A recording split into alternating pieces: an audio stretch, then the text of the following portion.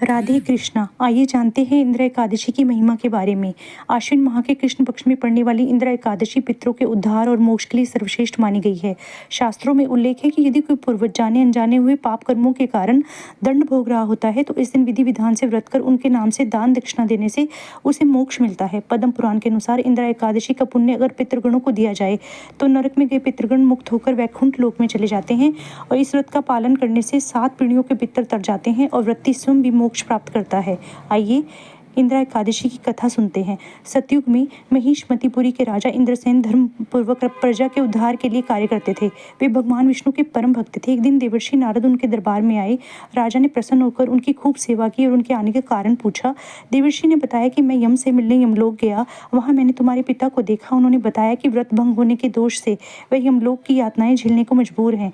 उन्होंने तुम्हारे लिए संदेश भेजा है कि तुम उनके लिए इंदिरा एकादशी का व्रत करो जिससे वे स्वर्गलोक को प्राप्त कर सकें। राजा ने पूछा कि हे मुनिवर, कृपा करके इंदिरा एकादशी के संदर्भ में बताएं। देवर्षि ने बताया कि आश्विन मास की यह एकादशी पितरों को सद्गति देने वाली है। व्रत में अपना पूरा दिन नियम संयम के साथ बिताएं। वृत्ति को इस दिन आलस्य त्याग कर हरि नाम का भजन करना चाहिए। पितरों का भोजन निकालकर गाय को खिलाएं, फिर भाई बंधु नाती और पुत्र आदि को खिलाएं और हरि का भजन करें और सुमिरन करें। इस विधि से व्रत करने से आपके पिता को सद्गति होगी।